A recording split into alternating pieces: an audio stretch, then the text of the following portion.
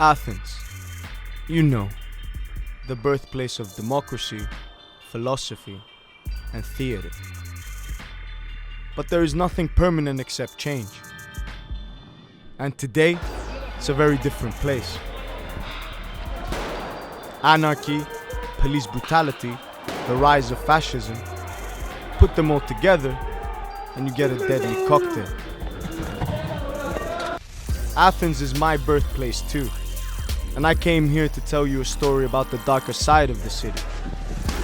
A murdered teenager, angry youth, and a city in flames. We're here in the Exarcheia district of Athens, next to the shrine of Alexandros Grigoropoulos, a 15-year-old student who was shot and killed by 2 police officers almost 10 years ago in this very spot. In the wrong place at the wrong time? But it's a bit more complicated than that. Little Alex was on his way back from a game when he met his fate. But Alex became a symbol, and his friends, the people, didn't forget. And today, on the 6th of December 2017, once again, renewed demonstrations will be occurring here in Athens. Within the hour of Alex's shooting, protests had already erupted. By the next day, Athens was going through riots described as being the worst Greece has ever seen since the restoration of democracy. Students took over their high schools and universities. Young people were marching outside police stations, setting buildings on fire, and they were soon joined by young men and women in more than 70 cities around the world. Only after several weeks did the riots subside. It took 2 years for the 2 guards to face justice, but the investigation and verdict didn't quell the anger of the youth. And going through the city 9 years later, it's clear that all is not well. So earlier today, it was more of the sort of peaceful protesters, even though we saw rocks getting thrown on banks. We saw some hectic stuff.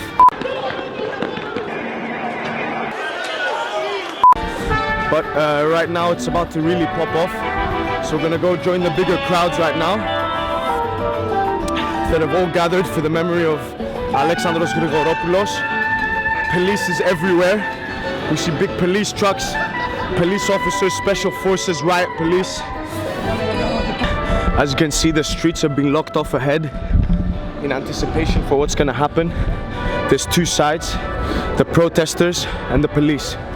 Let's remember 10 years ago in 2008, it was an absolutely crazy riot. Anarchy in the birthplace of democracy. And it's anticipated that tonight will also be bad. We should really be wearing our gas masks and our helmets, but we're doing this thing raw. You know what I mean? Man's not hot. Quick travel advice for Athens. Anytime you're up for a protest, downtown is the place. Protesters meet outside Panepistimio station, where the old university is. Once enough people have gathered, they march around the streets surrounding Parliament in Sida.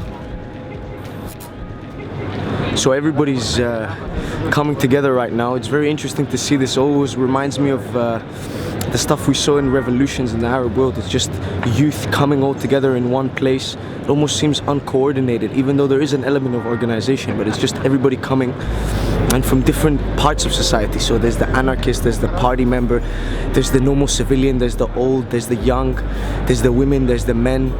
It's tense, but there is an element of people power to it, something that is beautiful as much as it is destructive in what's going to happen. And in 2008, when all this actually started, the library next to me here was actually nearly burnt to the ground. And that's the argument that some people make, that as much as this is a protest for police brutality, a protest for a young child who got killed, that others pay the price, the shopkeepers pay the price, the sites that get destroyed, the people that get caught in the crossfire. But in the same time, that's not for us to judge. That's why we came here, to put the camera and see what is actually going on. But the real question though is, why? Why? And it's not only about police brutality, I think. I think it's about many things. It's about all the problems that are going on in this nation right now. Economic crisis, a refugee crisis, a situation that is hard to bear, especially if you're a young person. You know, many people here will tell you that these young anarchists, almost the rebels without a cause, but they'll say different. They'll tell you that they have a cause, a very clear cause, a cause to stand up against state authority, anything that is close to institutional control, anything that they see as state instruments holding them back from expressing themselves, holding them back from living the way they want to live. And this is the center of it all here in Greece. For years now, we're talking about a 10-year period where protests have almost become mundane. Earlier on, we saw people just walking by as if it was nothing. We had Molotovs being thrown in the streets, rocks on people's properties, and it was as if nothing was going on. As one of the guys told us right next to us, he says, this is just nothing. This is just them warming up. From the main starting point at Panepistimio station, we followed the demonstrators almost 10 blocks to the next metro station, and then walked back to the starting point. So for around 2-3 hours, we just walked around, and around, and around. And what's also very interesting to observe, not only here in Athens, but in other places where there's protests around the world, is that there's different sections within the protest movement. There's people who clearly want to be peaceful, people who clearly want to get out a message, and then there's the other people that are like sort of rebellious, anarchy. They just want to create chaos. They have an anger inside them that manifests in some sort of way. And it's interesting to see how they all interact and how that escalates, because when the people who want to cause trouble, who are coming here clearly for a reason, clearly to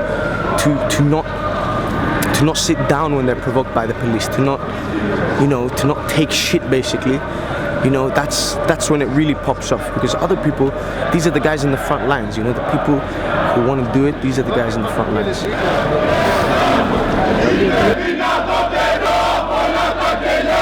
And there's protesting it's very interesting, because everywhere around the world you see protests are dealt with differently. But here in Greece, there's almost a sense of lawlessness. There's almost a sense of you can protest when you want to protest. When youth come together and they say we're gonna do this, they do it.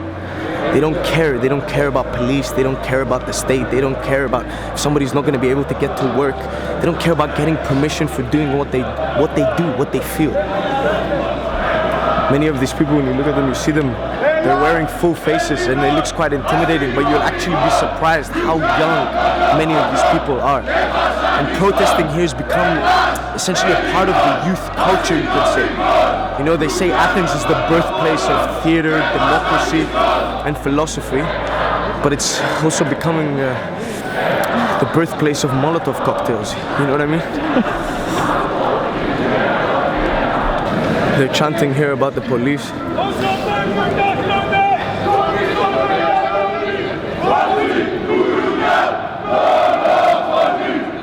Yeah, where are you going? No, don't go with him. He's going somewhere else.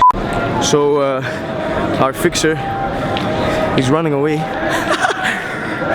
They say there's no time for jokes, but that shit's funny. Brother's running away. He's like, I'll meet you later. But you know how we do in Ro, we stick here. Me and Musti, that's the team. That's how we does this. So we were expecting a lot, especially after what we saw in the morning. But I mean, shit is so calm. It almost felt like the journey was over. But just as we thought we saw it all, a small group of youngsters moved away from the big crowds and into a side road. And as they say, all roads lead to Rome. But this road was leading us into the riot capital of Europe, Exarcheia. And here is what they're doing is they're making human booby traps, essentially blocking off roads for the police and any unwanted civilians not to pass through. It's very strategic the way people protest. It's actually interesting to see how they apply their tactics. Talking tactics, Exarcheia is surrounded by 3 main roads: Patision, Panepistimio, and Alexandros Street. And now we were among all the hardcore anarchists, with police surrounding the 3 main roads, and us approaching the front line. At this point, we didn't know where we were going, but I knew for sure that youth here hate fascism, police, and the media. All the feds are coming from here, Yeah. Journalists in the past have been beaten, their cameras taken, and some have even been arrested. So with that in the back of our heads, my partner left the camera recording around his neck. And so we managed to get the front row seats to the riot rituals.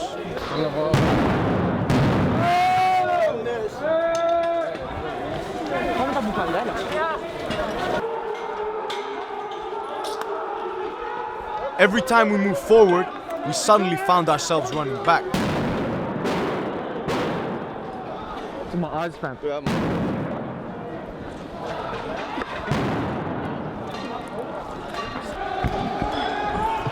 Everyone's running away. Don't know what's going on. I think the police are making an advance.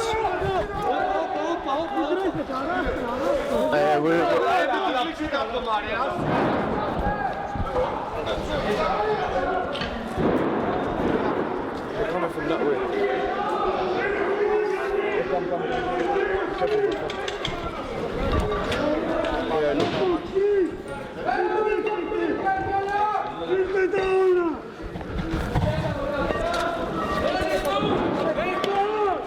From here, bro. Please,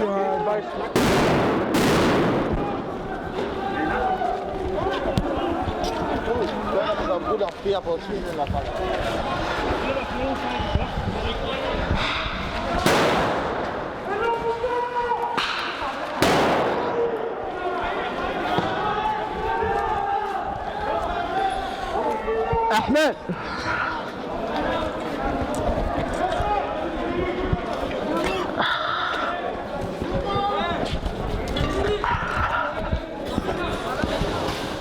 After an hour of Molotov cocktails and tear gas, Hey, let's get out of here, we saw the cops charging heavily down one road. Go.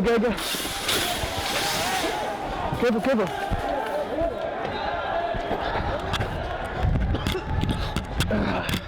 You may be wondering, what's the point of all of this? Is it all really just about Alex? Alex did have something to do with it today, but that was definitely not the whole story. These guys were hardcore anarchists, angry at the system, poverty, unemployment, seeking retribution, adrenaline, and a sense of belonging through chaos. When I woke up on the day Alex got shot, I saw young people completely flipping the script on state authority. But when you do all of that, you hope for something better.